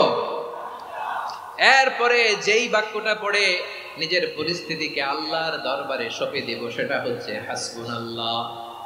সেটা কি? বিষ্ণু বলেন, লা ইয়াজালু লিসানুকা রাতাবান মিন যিকরিল্লাহ, সব সময় আল্লাহর স্মরণ দিয়ে, জিকির দিয়ে জিহ্বাটারে সিক্ত রাখো। আর শয়তানু জাসিমুন আলা কলবি ইবনে আদম, শয়তান বনি আদমের কলবে খামচি মেরে বসে থাকে। ফাইদা যাকারাল্লাহ খানাসা, মানুষ যখন আল্লাহর স্মরণ করে, জিকির করে, শয়তান দৌড়ে পালায়। ওয়া ইদা গাফালা ওয়াসওয়াসা, যখনই বনি আদম গাফেল হয়, তখনই শয়তান তার হৃদয়ে ওয়াসওয়াসা দেয়। এজন্য বিপদে পড়লে ইন্না লিল্লাহ, নিজের সব টুকুন করার পরে নিজের রোল প্লে করার পরে নিজেকে আমরা কি বলে সঁপে দিব? সবাই বলেন, সবাই বলতে হবে, আরো জোরে বলে, মনে থাকবে? বিপদে পড়লে প্রথমে ইন্না লিল্লাহ, এরপরে নিজেকে যখন সঁপে দিব তখন হাসবুনাল্লাহ। এরপরে কঠিন বিপদ যদি যখন বিশ্বনবী পড়তেন তখন কি করতেন? এমন বিপদ মাঝে মাঝে হয় না, দেয়ালে পিঠ থেকে যায়, চোখে মুখে অন্ধকার, কি করব দিশা খুঁজে পাই না, এরকম হয় কখনো? হ্যাঁ, আপনাদের হয়? হয় না? তো জান্নাতে আছেন আপনারা। হয় হয় এরকম হয়েছে না যে দেয়ালে পিঠ থেকে গেছে, চোখে মুখে অন্ধকার, কই যাব, কি করব, বাঁচানোর কেউ না, এরকম হয়েছে কখনো আপনাদের? যদি হয় তাইলে এটার সলিউশন বলবো, না হইলে তো এগুলো বলে লাভ নেই। হয় হয় হয় বিশ্বনবী এরকম কঠিন বিপদে পড়েছেন জীবনের কিছু কিছু মুহূর্তে। ওই মুহূর্তে বিশ্বনবী স্পেশাল দুইটা দোয়া পড়তেন। এই দোয়াগুলো আপনাদেরকে জানিয়ে দেয়। বিশ্বনবী বলেন, কঠিনতম বিপদে যখন পড়বা, দেয়ালে পিঠ থেকে যায়, চোখে মুখে অন্ধকার, বাঁচার কোনো উপায় নাই, তখন পড়বা লা ইলাহা ইল্লা আনতা সুবহানাকা ইন্নী কুনতু মিনাজ জালিমিন। আল্লাহ, তুমি ছাড়া কোনো ইলাহ নাই, তুমি পবিত্র, নিশ্চয় আমি জালিমদের অন্তর্ভুক্ত। সুবহানাল্লাহ বলেন। এই দোয়া সাইয়েদনা ইউনূস আলাইহিস সালাম পড়েছিলেন যখন মাছের পেটে ছিলেন। কিসের পেটে? এবং অনেক মুফাসসিরিন একরাম বলেছেন, অনেক আহলুল ইলমরা বলেছেন, এটা হচ্ছে ইসমে আজম। ইসমে আজম এমন দোয়া যেটা দিয়ে দোয়া করলে আল্লাহ দোয়া কবুল করে, কিন্তু এটা কোনটা এটা নিয়ে ইখতিলাফ আছে। কোন কোন আহলুল ইলম বলেন এই লা ইলাহা ইল্লা আনতা সুবহানাকা ইন্নী কুনতু মিনাজ জালিমিন, এটা হচ্ছে ইসমে আজম। সাইয়েদনা ইউনূস আলাইহিস সালাম পড়েছেন। আপনারা পড়েননি? তুফান হইলে পড়েন না? আমাদের এলাকায় তো এটা খুব, এটার উপর ব্যাপক আমল আছে। পটুয়াখালীতে কি অবস্থা বলেন? পড়েন পড়েন পড়েন পড়েন। একটা গল্প শুনেছিলাম, পাক হানাদার বাহিনী যখন বাংলাদেশে অ্যাটাক করত, ৭১ সালের ঘটনা বলতেছে, আমরা তো দেখি নাই, শুনছি আর কি। ৭১ যদি দেখতাম এতদিনে রাজাকার হয়ে যেতাম। আল্লাহ আমাদেরকে বাঁচাই দিছে, আল্লাহর মেহেরবানি, ঠিক কিনা বলেন? মন মতো হইলে মুক্তিযোদ্ধা, মন মতো না হইলে রাজাকার। কত কিছু দেখলাম এই শাহবাগের বুকে। আল্লাহ, ৭১ সালে দেখি নাই, আমরা শুনেছি পাক হানাদার বাহিনী জিজ্ঞেস করত মুসলিম না অমুসলিম চেক করার জন্য, বলতো কালেমা বল, কালেমা বাতাও। তো যারা কালেমা বলতে পারতো পাকিস্তানি বাহিনী নাকি ওদেরকে ছেড়ে দিত, শুনেছি। তো একজনকে, এক বাঙালিরে পেয়ে তার মাথার মধ্যে বন্দুকর নল ধরে বলতেছে কালেমা বল সালে, কালেমা বাতা, কালেমা বল। তো ভয়ের চোটে এই দোয়া পড়া শুরু করছে। ও পড়তেছে লা ইলাহা ইল্লা আনতা সুবহানাকা ইন্নী কুনতু মিনাজ জালিমিন। পাকিস্তানি বলে সালে ये तो मुसीबत का কালেমা है, বাঙালি কয় হাম তো ভি মুসিবত মে হ্যায়। পাকিস্তানি বলে বেটা কোন দোয়া বললি, এটা তো মুসিবতের কালেমা। কয় আমিও তো মুসিবতে আছি, আমার মাথার মধ্যে বন্দুক ধরে তুমি আমারে কালেমা জিজ্ঞেস করো, এখন কোনটা কালিমা আর কোনটা কি দোয়া, আমার হুঁশ আছে নাকি?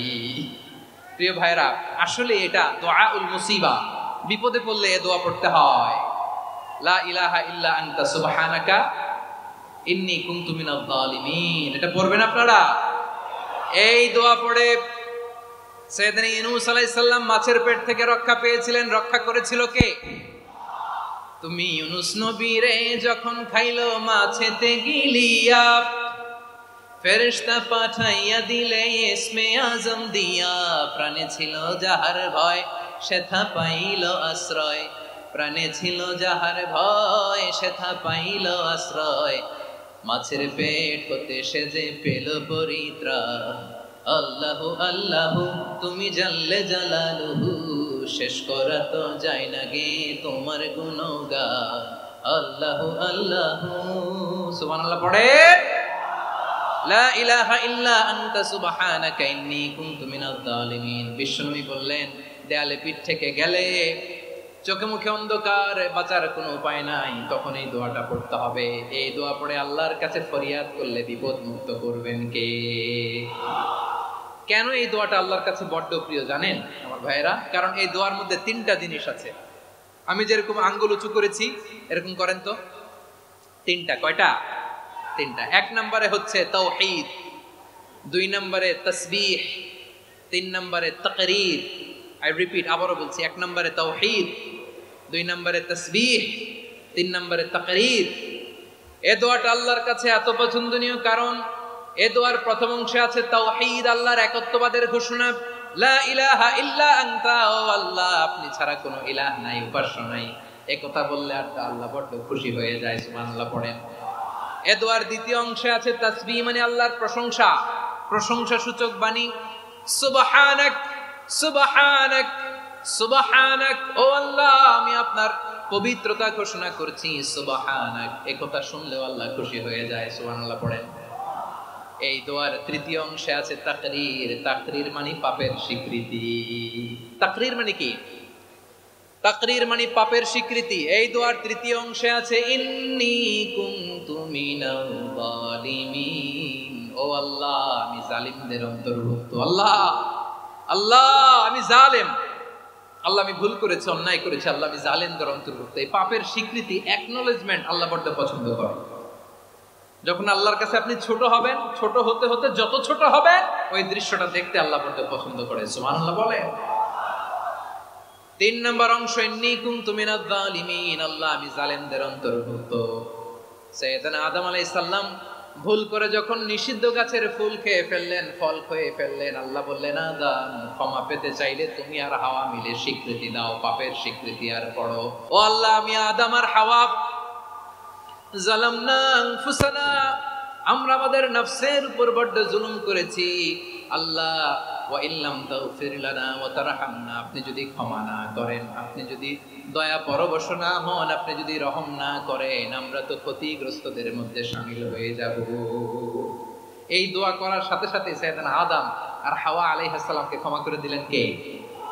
তাহলে এই দোয়ার তিন নম্বর অংশ তাকরীর, এটা আল্লাহ বড় পছন্দ করে। আমার কলিজার টুকরা ভাইয়েরা, গুনাহ করে শিকার যেতে হবে, এটা আল্লাহ ভালোবাসেন।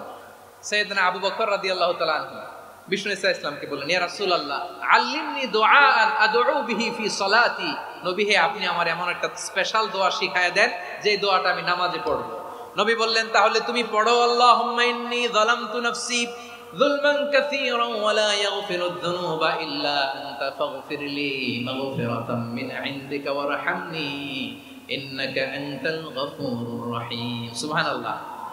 সালাম ফেরানোর আগে পড়েন, কথা কয় না, পড়েন পড়েন। ও আবু বকর, নামাজে যদি দোয়া করতে মনে চায় এই দোয়াটা পড়বা, আল্লাহুম্মা ইন্নী যালামতু নাফসি, আল্লাহ জুলুম করেছি আমার নফসের উপর, যুলমান কাসীরা, অনেক জুলুম, ওয়া লা ইয়াগফিরুয যুনুবা ইল্লা আনতা, আপনি ছাড়া এই জুনুব, এই পাপ ক্ষমা করার দ্বিতীয় কোনো রব নাই। আছে? আল্লাহ ছাড়া আমাদের গুনাহ আর কে কে ক্ষমা করতে পারে বলেন তো? কে পারে? কে? এজন্য আল্লাহরে বলবেন, আল্লাহ আমি ছাড়া তোমার গোলামের অভাব নাই, ও আমার রব আমি ছাড়া এই জমিনের বুকে তোমার গোলামের অভাব নাই, কিন্তু তুমি ছাড়া তো আমার দ্বিতীয় কোনো রব নাই। পারবেন বলতে? পারবেন? চোখের পানি ছেড়ে আল্লাহরে বলবেন, আল্লাহ তুমি আমার রব, তুমি আমার সব। কি বলবেন?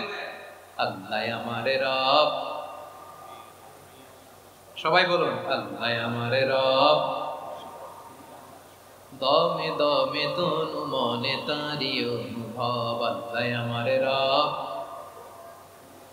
আল্লাহরে বলেন, আল্লাহ তুমি আমার রব, তুমি আমার সব।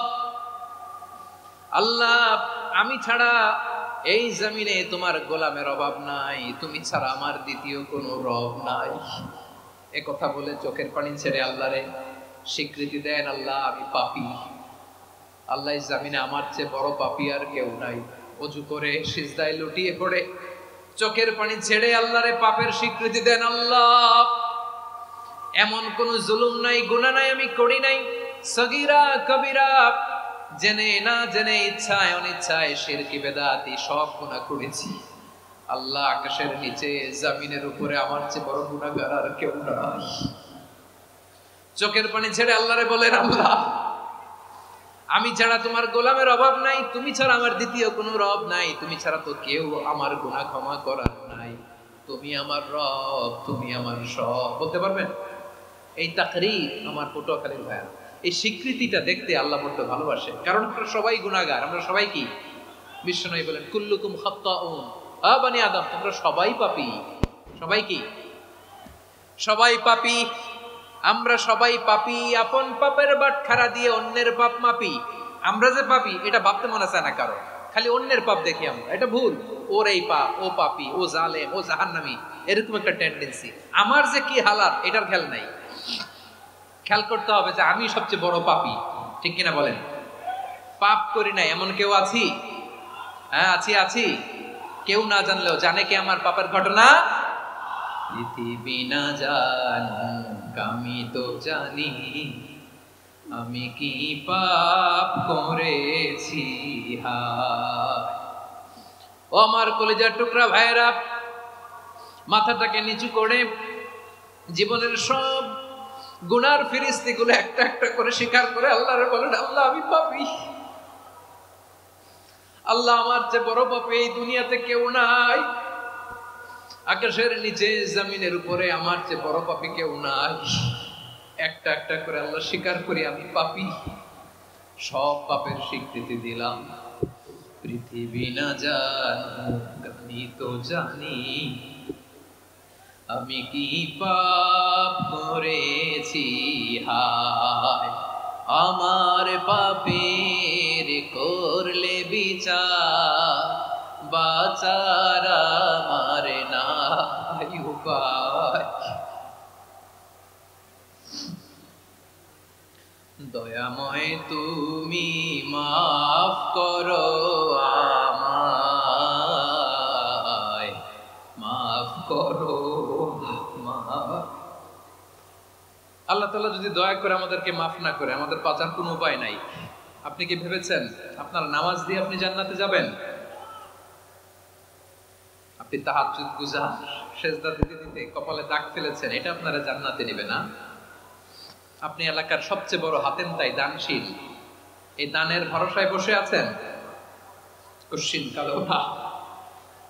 আমাদের নামাজ, আমাদের রোজা, আমাদের ইবাদত, এগুলোকে মিজানের পাল্লায় উঠালে কোনো ওজনই হবে না। তবে আমাদের একটা কৌশল জানা আছে, আমরা আল্লাহর রহমতের, আমরা সেদিন আগেই গুনার স্বীকৃতি দিয়ে দেব। আমরা বলবো আল্লাহ তুমি প্রশ্ন করার আগে তোমার একটা কথা বলি, আমারে কিছু জিজ্ঞেস করো না, আমি সব করেছি। এমন কোন পাপ নাই যে পাপ আমারে দিয়ে হয় নাই। তোমার রহমত দিয়ে তুমি জান্নাতে পাঠাবা, তোমার দয়ায় জান্নাতে যেতে চাই, আমল দিয়ে না। পারবেন বলতে? কিয়ামতের দিন আমরা বলবো আল্লাহ আমার আমল দিয়ে জান্নাত চাই না, আমি তোমার দয়া দিয়ে জান্নাত চাই। তোমার দয়া ছাড়া আমার কোনো উপায় নাই। কারণ আল্লাহ যদি বিচার করে বাঁচার কারো উপায় নাই। আল্লাহ যদি বলে ফেলেন তুই এটা করলি কেন, ওখানে গেলি কেন, কোরআনে 1000 বার নিষেধ করলাম তারপরেও এই পাপে জড়ালি কেন, এরকম প্রশ্ন ছুড়ে দিলে আমার উত্তর আছে? বাঁচার কোনো উপায় আছে? রোজ হাসরে হে আল্লাহ আমার করোনা বিচার, আল্লাহ করোনা বিচার। বিচার চাহি না তব দয়া চাই, এ গুনাহগার করোনা বিচার। আপনার আমল দিয়ে জান্নাতে যাবেন? কি দিয়ে যাবেন? আল্লাহর দয়া দিয়ে। আল্লাহর রহম আর দয়া ছাড়া কেউ জান্নাতের চেহারাও দেখতে পাবে না।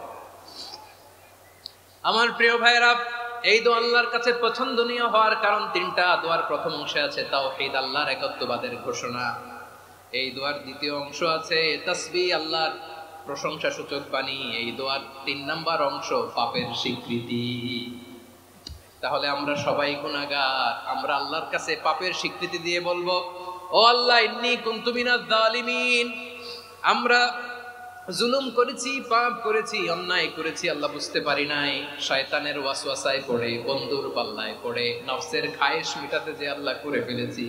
তুমি গুনাহ না মাফ না করলে আমাদের গুনাহ মাফ করার দ্বিতীয় কেউ নাই, ঠিক কিনা বলেন? এভাবে অনুতপ্ত হয়ে যদি আল্লাহর কাছে দোয়া করেন, দেয়ালে পিঠ থেকে গেছে, কোন রাস্তা নাই বের হওয়ার, ওই মুহূর্তেও আপনাকে বিপদ থেকে উদ্ধার করবে কে? বিশ্বনবী চরম বিপদে পড়লে দুটা দোয়া পড়তেন। প্রথম হলো এটা, লা ইলাহা ইল্লা আনতা সুবহানাকা ইন্নী কুনতু মিনাজ জালিমিন। এই দোয়াটা আমরা বেশি বেশি পড়ব প্রিয় ভাইরা। রাজি আছেন? সবাই আওয়াজ করে পড়ুন ইনশাআল্লাহ। আমার প্রিয় ভাইয়েরা, বিপদে পড়লে বিশ্বনবী আরো একটা দোয়া পড়তেন, লা ইলাহা ইল্লাল্লাহুল আযীমুল হালিম, লা ইলাহা ইল্লাল্লাহু রাব্বুল আরশিল আযীম, লা ইলাহা ইল্লাল্লাহু রাব্বুস সামাওয়াতি ওয়াল আরদি ওয়া রাব্বুল আরশিল কারীম। এই যে বললাম, রেকর্ড হয়ে গেছে। এখন তো আর ইনস্ট্যান্ট মুখস্থ না হলো, পরে মুখস্থ করে নেবেন। আল্লাহ ছাড়া কোনো উপাস্য নাই, তিনি সুমহান, মহা সহিষ্ণু। আল্লাহ ছাড়া কোনো উপাস্য নাই, তিনি সুমহান, আরশের অধিপতি। আল্লাহ ছাড়া কোনো উপাস্য নাই, তিনি আকাশের মালিক, জমিনের মালিক, তিনি সুবিশাল আরশের অধিপতি। সুবহানাল্লাহ পড়েন। এই দোয়াটা কেউ যদি পড়ে যদি এর ওসিলা করে দোয়া করে, তাকে বিপদ থেকে মুক্তি দেয় কে? মনে থাকবে আপনাদের? তাহলে বিপদের প্রথম ধাক্কায় কি যেন পড়তে হয়? ইন্না লিল্লাহ। তারপরে কি বলে আল্লাহর কাছে নিজেকে সঁপে দিতে হয়?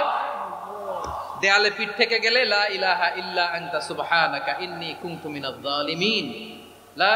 দুই নম্বর হচ্ছে লা ইলাহা ইল্লাল্লাহুল আযীমুল হালিম, লা ইলাহা ইল্লাল্লাহু রাব্বুল আরশিল আযীম, লা ইলাহা ইল্লাল্লাহু রাব্বুস সামাওয়াতি ওয়াল আরদি ওয়া রাব্বুল আরশিল কারীম। মনে থাকবে?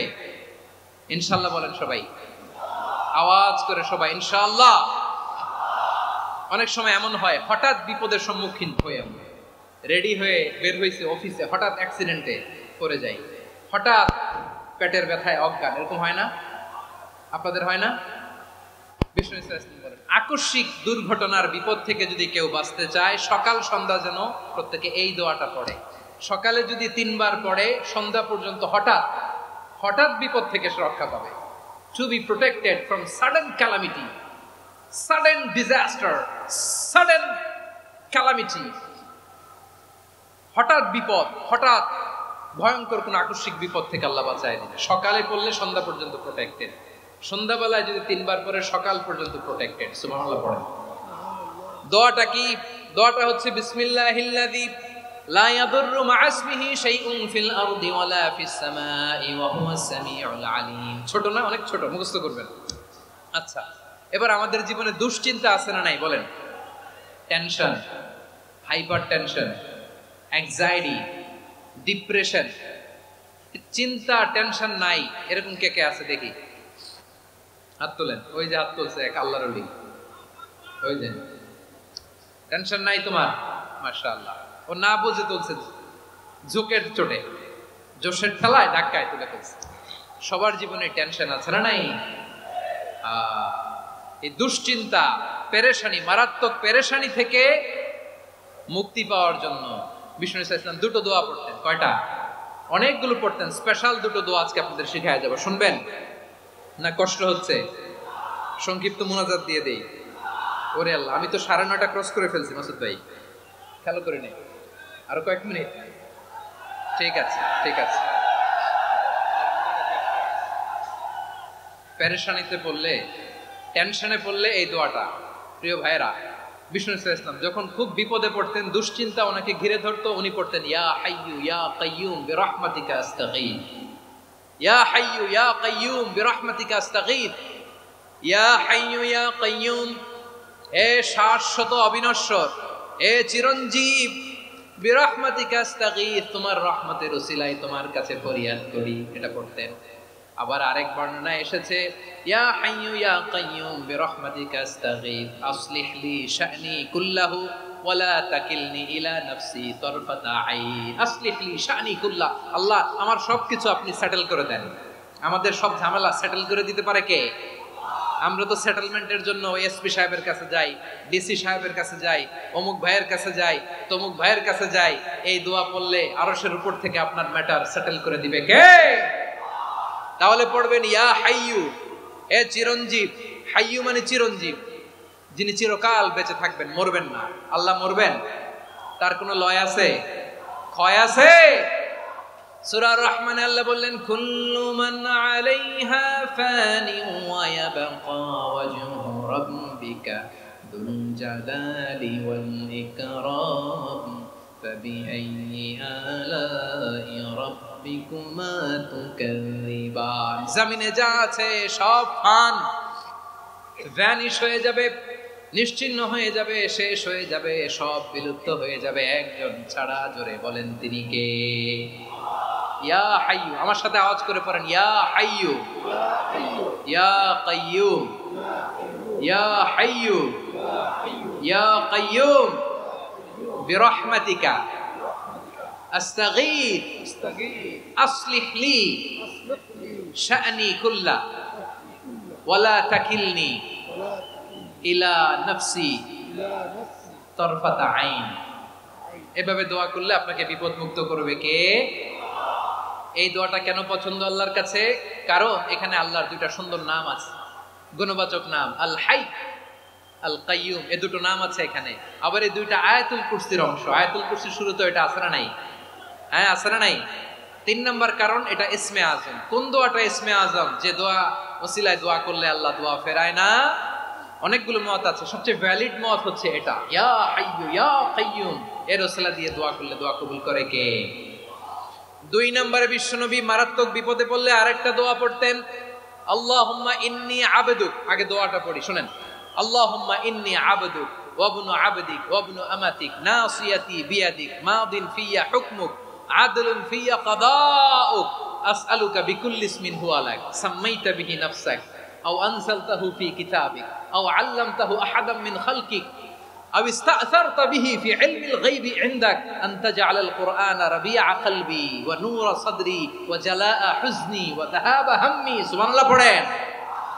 বিষ্ণুই বলতেন, আল্লাহুম্মা ইন্নী আবদুক, ও আল্লাহ আমি আপনার গোলাম, ওয়া ইবনু আবদিক, গোলামের ঘরের গোলাম, ওয়া ইবনু আমাতিক, বাদীর ঘরের গোলাম। মানে আল্লাহ আমি আপনার গোলাম।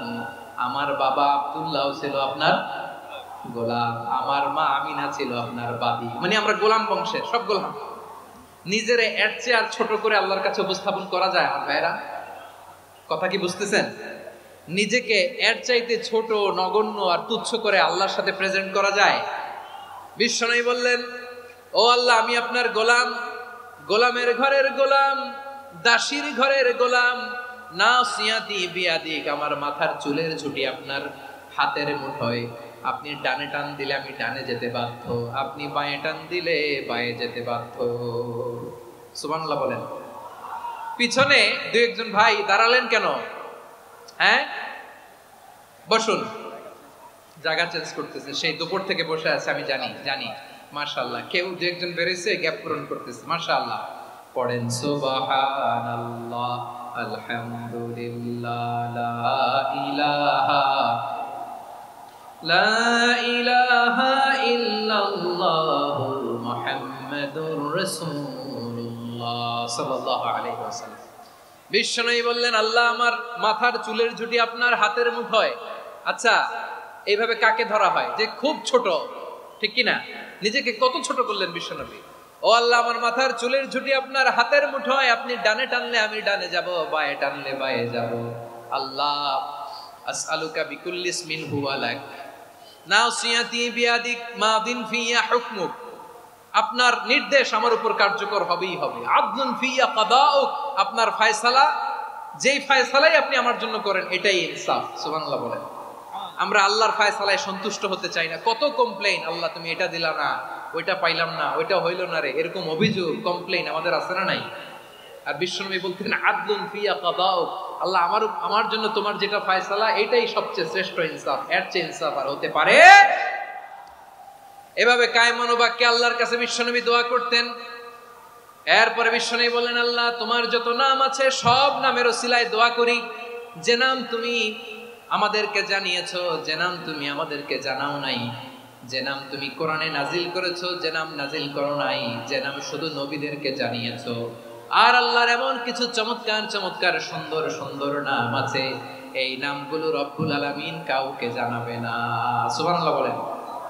আমরা তো 99 নাম জানি, 100 নাম জানি আল্লাহ, কিন্তু আল্লাহর এমনও কিছু নাম আছে যেগুলো আল্লাহ বিশ্বনবীরও জানায় নাই। এগুলো আল্লাহ ইলমুল গায়বে রেখে দিয়েছেন। দোয়ার সময় বলবেন, আল্লাহ তোমার যেই নামগুলো জানি, যেগুলো জানি না, যেগুলো কোরআনে আছে, যেগুলো নাই, যেগুলো নবীরে খাস ভাবে জানাইছো ওগুলোর উসিলায়, যেগুলো কোনোদিন জানাবাও না তোমার ওই নামের উসিলাও তোমার কাছে চাই। আল্লাহ কোরআনকে আমার হৃদয়ের বসন্ত বানাও, আমার বক্ষের জ্যোতি বানাও, আমার চিন্তা দুশ্চিন্তা তুমি দূর করে দাও। বিশ্বনবী বললেন এই কালিমাগুলো, এই বাক্যগুলো পড়ে যদি কেউ আল্লাহর কাছে ফরিয়াদ করে তার হৃদয় থেকে দুশ্চিন্তা কাটিয়ে দিবে কে? পড়বেন এই দোয়াগুলো পড়বেন। আচ্ছা, সব শেষে বলি, ঋণের বোঝায় যারা জর্জরিত, বিষ্ণু ইসলাম চমৎকার একটা দোয়া শিখিয়েছেন। আমাদের অনেকে ঋণের বোঝায় জর্জরিত, আছে না নাই? এদিকে কেউ আছেন? থাকলে হাত তোলার দরকার নেই, থাকলে এই দোয়াটা পড়বেন। এক সাহাবীর নাম আবু উমামা, নামাজের ওয়াক্ত ছাড়া উনি মসজিদে যেয়ে বসে আছে। বিষ্ণু বললেন, কিরে আবু উমামা, নামাজের তো ওয়াক্ত হয় না, মসজিদে কি? সাহাবী বলে, হুমুমুন লাজিমাতনি ওয়া দুয়ুন, নবী গো, ঋণের বোঝায় এমন টেনশনে আছি, ঘরে থাকতে পারলাম না, মসজিদে চলে আসছে। বিষ্ণু বলেন, আমি কি তোমার এমন একটা দোয়া শিখাবো যেটা বললে আল্লাহ তাআলা তোমার ঋণের বোঝা হালকা করে দিবে? আবু উমামা বললেন, ইয়া রাসূলুল্লাহ, অবশ্যই শিখাবেন। বিষ্ণু বললেন, তাহলে তুমি পড়বা, আল্লাহুম্মা ইন্নী আউযু বিকা মিনাল হাম্মি ওয়াল হাযান ওয়া আউযু বিকা মিনাল জুবনি ওয়াল বুখল ওয়া আউযু বিকা মিন গালাবাতিদ দাইনি ওয়া কাহরির রিজাল। ও আল্লাহ, তোমার কাছ থেকে দুশ্চিন্তা থেকে পানাহ চাই, কৃপণতা, ভীরুতা, অলসতা, কার্পণ্যতা, এই সব কিছু থেকে, মানুষের কঠোরতা, আমার উপর মানুষের আধিপত্য এবং ঋণের বোঝা থেকে পানাহ চাই। এই দোয়াটা যখন বিষ্ণুনবী শিখাই দিলেন, আবু উমামা বারবার এই দোয়া পড়ে, আল্লাহুম্মা ইন্নী আউযু বিকা মিনাল হাম্মি ওয়াল হাযান ওয়া আউযু বিকা মিনাল আজজি ওয়াল কাসাল ওয়া আউযু বিকা মিনাল জুবনি ওয়াল বুখল ওয়া আউযু বিকা মিন গালাবাতিদ দাইনি ওয়া কাহরির রিজাল। আবু উমামা বলে, এই দোয়া আমি পড়তে লাগলাম আর পড়তে লাগলাম, কিছুদিন পরে দেখা গেল বিশ্বনবীর শেখানো এই দোয়ার বদৌলতে আল্লাহ তাআলা আমার সব ঋণ পরিশোধের ব্যবস্থা করে দিয়েছেন। পড়বেন পড়বেন। আমার প্রিয় পটুয়াখালীর ভাইয়েরা, বিশ্বনবীর জামাতা সাইয়্যিদিনা আলী রাদিয়াল্লাহু তাআলা আনহুর কাছে এক লোক এসে বলে, হে আলী, ঋণের বোঝায় আমি জর্জরিত, আমার কিছু অর্থ দিয়ে সাহায্য করো। সাইয়্যিদিনা আলী রাদিয়াল্লাহু তাআলা আনহু বললেন, আমি কি তোমারে এমন একটা দোয়া শিখাবো যেটা বিশ্বনবী আমাদের শিখিয়েছেন? এই দোয়া যদি তুমি পড়ো, লাউ কানা আলাইকা মিসলু জাবালিন কাবীরিন দাইনান আদাল্লাহু আনকা, পাহাড় পরিমাণও যদি ঋণের বোঝা হয়, আল্লাহ এটা পরিশোধের ব্যবস্থা করে দিবেন। ছোট্ট একটা দোয়া বিশ্বনবী শিখালেন, বললেন তুমি পড়বা, আল্লাহুম্মা কফিনি বিহালালিকা আন হারামিকা ওয়া আগনিনি বিফাদলিকা আম্মান সিওয়া। মুখস্থ আছে? হ্যাঁ আছে। আল্লাহুম্মা কফিনি বিহালালিকা আন হারামিক, আল্লাহ তোমার হালাল দিয়ে আমাকে পরিতুষ্ট করো, হারাম থেকে বাঁচিয়ে রাখো, আর তোমার অনুগ্রহে মানুষের মুখাপেক্ষী যেন আমি না হই, আমি যেন সবসময় তোমার মুখাপেক্ষী হয়, ওই তৌফিক দিও। সুবহানাল্লাহ পড়েন। এই দোয়া বেশি বেশি পড়লে ঋণের বোঝা হালকা করে দিবে কে? তাহলে প্রিয় ভাইয়েরা, বিপদে পড়লেই প্রথমে কি পড়বেন? পটুয়াখালী ভুইলা গেছে, বিপদে পড়লেই প্রথমে ইন্না লিল্লাহ কি বলে নিজেকে আল্লাহর কাছে সঁপে দিতে হয়? হাসবুনাল্লাহ। চরম বিপদে দেয়ালে পিঠ থেকে গেছে, তখন লা ইলাহা ইল্লা আনতা সুবহানাকা ইন্নী কুনতু মিনাজ জালিমিন। এরপরে লা ইলাহা ইল্লাল্লাহুল আযীমুল হালিম, এই দোয়া।